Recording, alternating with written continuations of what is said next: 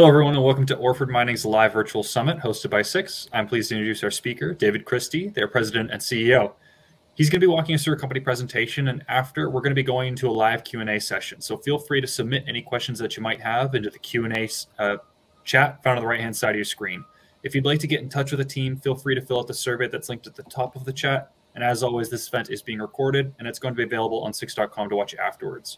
But without further ado, David, I want to pass things over to you so that we can get started.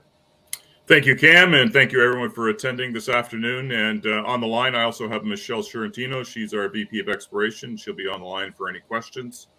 Going to run through our presentation here. It's an exciting summer we have coming up. We've just finished our Jetel Eagle drilling this past winter. We still have some results yet to come in on that, and it was a really good winter of drilling on Jetel Eagle. And we're really excited about our Kigavik and Nunavik lithium projects this summer. So should be a really exciting summer. Going to make some forward-looking statements. I'll have you read those at your leisure. This presentation is on our website, by the way. So, as you know, we have sort of four key pillars to Orford. First of all, Jetel. We just finished drilling on our Jetel Eagle project, drilled 2,500 meters there in 2023. Hit some really good mineralization across the South Gold Zone. Also intersected a brand new gold zone to the north of South Gold. So we're quite excited about the potential there. We'll walk through that quickly.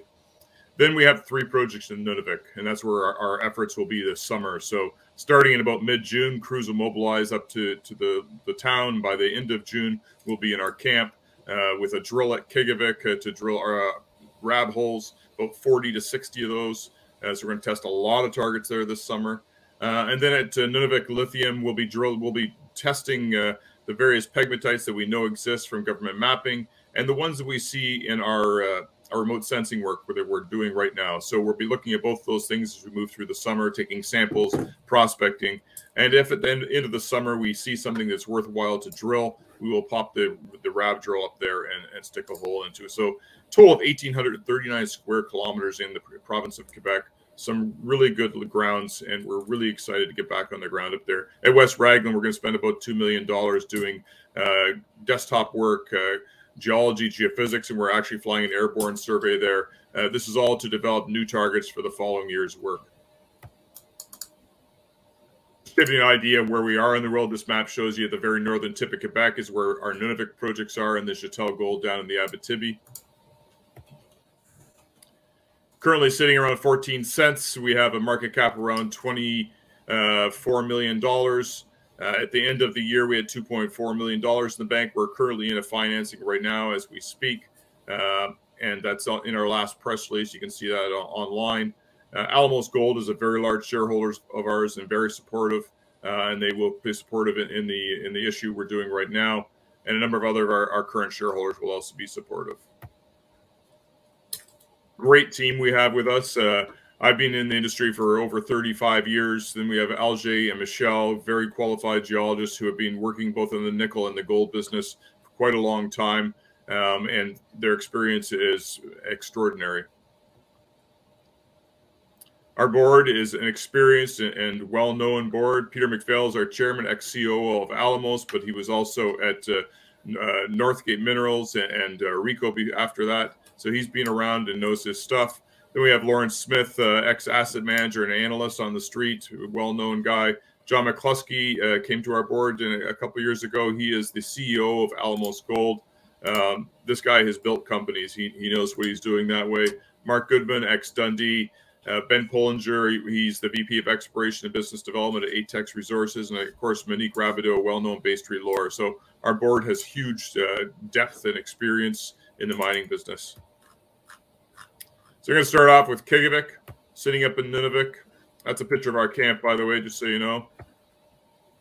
So we're sitting in the northern portion of the belt of the Cape Smith belt. The green rocks you see on the map here are where you find nickel. And in the past, that's the only area people really spent any time exploring. The rocks to the north of that are not where you find nickel. And so in the past, the explorers that have explored this Cape Smith belt have really only been looking for nickel and didn't spend a lot of time in this northern portion of the belt. We, however, we believe, have discovered a brand new gold district here. We have over 400 square kilometers of ground. We've got gold-bearing showings across the entire length of our project. It has the same kind of age and tectonic settings as some big gold belts in the world, such as the famous Ashanti Belt in West Africa. So we have really good company in the world as far as where we are, and we believe we have a camp scale potential project here. That means we think we could have multiple gold deposits. The reason we've got excited from the very beginning is you can see it on this map. These are surface showings across the project from like 21 grams to 648 grams to 247 grams. This is across over 40 kilometers of strike length of property. So this is an enormous package of land. We believe across this package, there are more than one gold deposit to be found. And that's why we're excited about this property and why we believe so much in it. We have done some drilling there. You can see 11,000 meters of drilling. We've hit gold in almost all our drill holes. This is an exciting thing. So gold is there. There's a gold endowment across the property. We haven't hit those big grades we see in some of those surface showings, but we think we now understand why that is, and what for this summer is going to be targeting those really high grade mineralized intercepts. So it should be a really exciting summer from that point of view. The target we're looking for is the type of material you see in the sample picture here. This is a material from the Anik boulder trend, grades up to 648 grams. This piece here grades about 50 grams, I believe. It's from the pit the two gentlemen are standing in. You can see how angular the boulder is there. It hasn't moved far. That's the key thing to remember here. It hasn't moved far at all. We were thinking that some of the material had been moved much further, and that's why last year we were doing a lot of work. It's sort of the head of the boulder train. The big green line there is the Anik boulder train. We spent a lot of time down in the southern Nunavik. It's in this area, ice directions from south to north, and we drilled a lot of holes down there. We hit gold in a number of them, up to 8 grams, but not the material that we find in the boulders. A new glacial interpretation by one of the best glacial mines in the country, a guy named Stu Averill. He believes that the boulders with the very high grades that you see to the north of this trend, they haven't moved very far. He believes 100 to 200 meters from source at most. And he believes there's cross-cutting structures that cut this northeast trending structure, and that's where we need to target. So we just finished a brand new structural interpretation. We're just finishing this up right now, and you can see there's lots of structures cross-cutting these northeast trending structures. Where my cursor is right there is the Anik trend, and these red structures that cut across it to the northwest are likely where the mineralization is. So this is where we're going to spend quite a bit of time this year, drill testing these targets close to those mineralized boulders. And we believe this is going to be the key to understanding this property's mineralization history. You can see this is a map showing the surface sampling we've done across the property. Most of these lines are spaced by a kilometer. Some of them are about a half kilometer or even closer. But lots of underexplored land still where we haven't even done any sampling. But there's also huge areas that are underexplored where we have huge hits in the frost boil sampling. So lots of areas to follow up in here. We're going to get in there, take more samples, do more geological mapping, do some geophysics on the ground, and we're going to drill a lot of rab holes, between 40 and 60 rab holes, down to 50 to 100 meters of depth. So this will be an exciting summer. Lots of sampling will be going on, and we'll unravel a big mystery here. Moving south to our other gold project in the Abitibi. This is basically in the center of the Abitibi, the Jetel camp. Thing to remember here is Jetel hadn't seen any exploration since 1993 when Agnico Eagle closed its gold mine. We believe that the underexplored nature of this land was a key reason for nothing really going on in this area. But we came in this area and staked a number of properties, and we acquired another one, and we're quite excited about what we have there. The Jetel Eagle project has been where we've been concentrating our efforts. And specifically on the South Gold Zone, which is sort of in the northwest corner of the project. We're on the same trend as the Casa Berardi mine to the far west where Hecla is, and the Eagle Tailbell mine just to the southeast of us here, where Maple Gold and Agnico Eagle have a JV. So we're in the same trend. We hit the same rocks. We have the same mine horizon through our property as they have. And we have a zone at South Gold that we believe it could be economic, and we're working on towards a resource there. In 2022, we drilled 3 holes just to test our theory that there was thick mineralization there that had potential to have strike extent and continuity, and we proved that that was the case. And then in 2023, we came in and we drilled 14 holes in 2,500 meters, and we've hit better grades and more continuous mineralization than we even thought could happen. So we're quite excited about what's sitting there. The last hole reported was hole number 17. We had 1.4 grams over 9.9 meters. This had within it 5 grams over 2.3 meters. Then we hit another section of 1.4 grams over 17 meters. And within that, there was another section of 5 grams over 2.5 meters. So this has the potential for a big open pit at surface, but also has potential for underground mining as you go to depth. So we're quite excited about the potential here. When we get the rest of our assays back, where there's about 6 more holes to fully come back, when those come back, we'll do a full geological interpretation. We'll look at what we need to do to move forward to a resource by this time next year. And this will be what we'll plan for the next drill program. Moving to the north in our critical minerals project. So in Nunavik, we have 2 different critical minerals projects. We have the West Raglan Nickel Project, which is a JV project with Wyloo Metals. We brought them into the project in 2021, and they've been earning in. We manage and operate the project. And then we have our brand new Nunavik lithium claims. We staked 455 square kilometers of land there, covering the best lithium targets we believe were in the area. Going to run through first, electric vehicle sales are going to the moon. We all know that. You see more and more electric cars on the roads. This is what drives battery demand. We don't believe, no matter what they do to batteries, different kinds of batteries out there, the amount of lithium in them is not going to really change that much. It's the lightest metal. It holds and releases charge very well. So I think that this is a key thing to remember as we move through different kinds of batteries that will come forward. Nickel prices remain very strong, and we believe this is going to continue. The demand for nickel is huge right now for batteries, but also for stainless steel, etc. There was a bit of a pullback in lithium pricing at the end of 2022 into early 2023, but it's still very strong, and we believe it will stay strong for quite a long time. So first on the lithium side, 455 square kilometers of property covering about 19 different properties. And you can see some of them are quite small here. Some of them are large. We're always sitting next to the big geological boundaries. The properties are staked basically on map pegmatites by the government of Quebec, by lake bottom sediment sample anomalies in the 90th percentile or higher in Quebec for lithium, but also other Pathfinder elements. Anomalous grab samples for Pathfinders and lithium. And of course, as I mentioned before, we're close to these geological boundaries where spodumene-bearing pegmatite rocks can be emplaced. These maps give a little better definition. So this is the north trend you saw on the previous map. You can see the pegmatites, those are the triangles on there. So these are map pegmatites. We already know we're on the properties from the Quebec government. We've got grab samples showing lithium in them. And we, of course, have the lake bottom sediment numbers. So really prospective land here. And this is to the south. So you can see our West Raglan property sitting just to the north of these properties in gray. And then in red are our new lithium project. So same thing again. You can see the pegmatites with the triangles. You can see the lake bottom sediment sample, and you can also see the grab samples here. So we think we've staked what are the best targets in this area for lithium. No one has explored any of these properties for anything really. And there has been no lithium exploration in this part of the world before.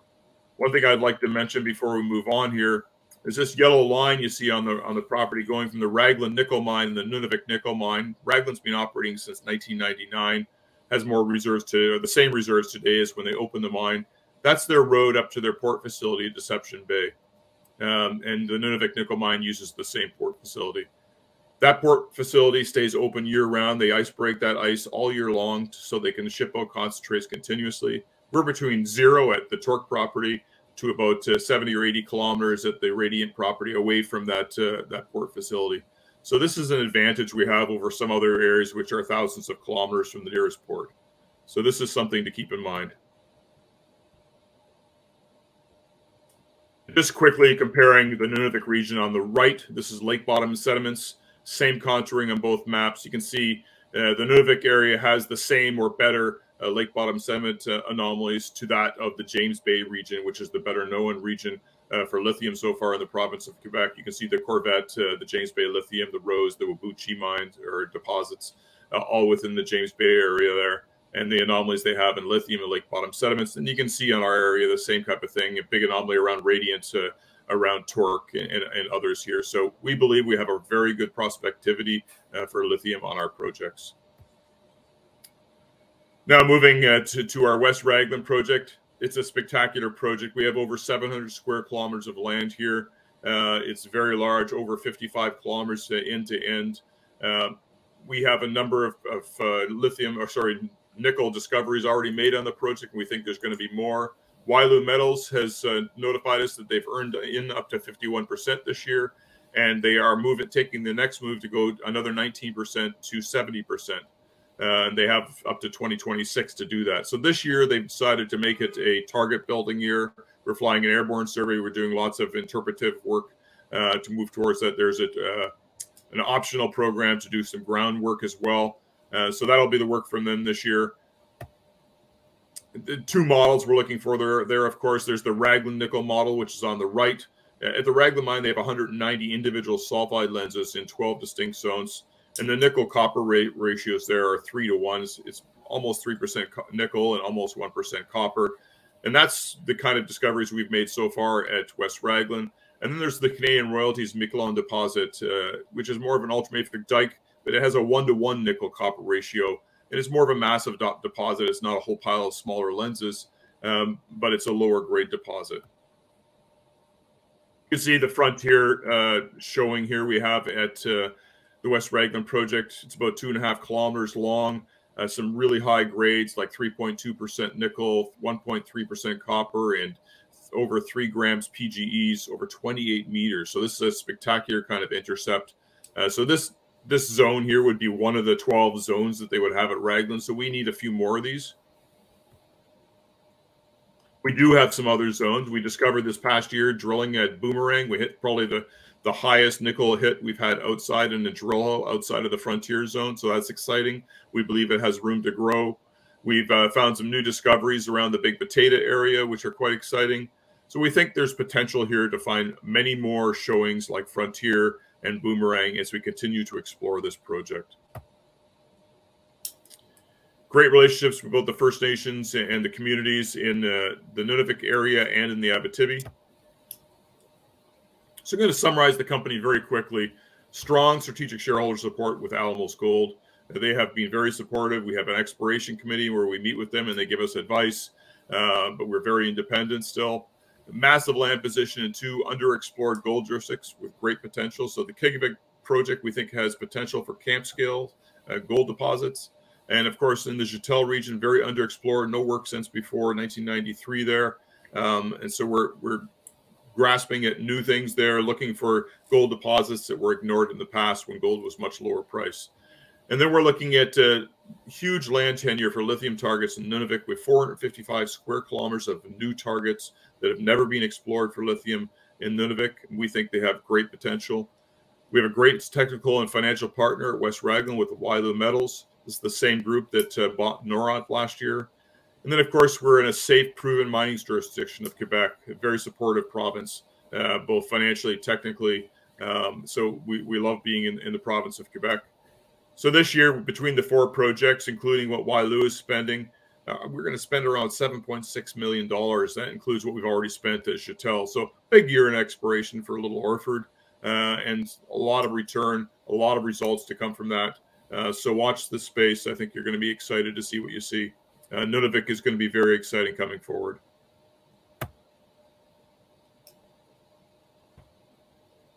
That's all I have, Cam.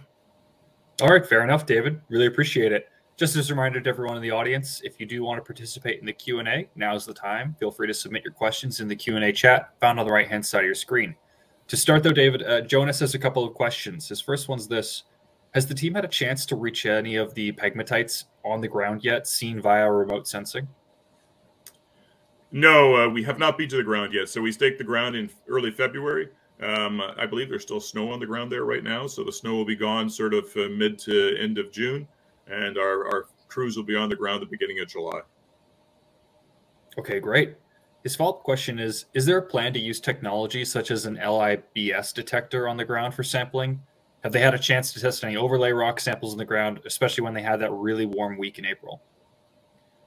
No, this area of the world, we will be using that type of analytical device. I'll let Michelle chime in a second here. But until we get there at the beginning of July, end of June, we will not be on the ground. So there has been no work on the ground on these properties to date. Michelle, you want to talk about the libs? Yeah, so LIBS does a really good job at identifying light elements like lithium. So we have those available for the lithium exploration, and we've been using portable XRFs as well, which are really good for the heavier elements. So we'll have those on site, both for lithium pathfinders and for exploration on Kikavik. Okay, great.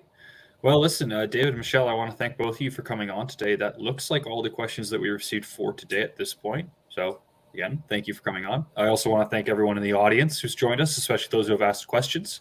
But before we wrap up, David, I want to pass things over to you for any closing remarks that you might have. Yeah, I just want to say, Orford's got a huge summer ahead of us. We have our inaugural summer of exploration on our brand new lithium projects. So we're quite excited to get on the ground there and bang some rocks and take some samples and use the latest technology to, get real-time analysis of that rock. And then I'm also excited about our Kikavik project. We've come a long way on that project. You've got to remember, no one explored that piece of land before us. So this was a brand new exploration project in this world. We believe a brand new gold district. And this summer, we've advanced our thinking to a certain point that we believe we're really on the cusp of making those big discoveries. So it'll be a huge summer at Kikavik. And West Raglan, we're very excited to outline a number of new targets there for further drilling in the following years. So it should be a huge summer that way. And we still wait for some more drill results from our Chatel Eagle project. So there's a lot of news coming forward on this company. I think you should watch this space. Lots to come.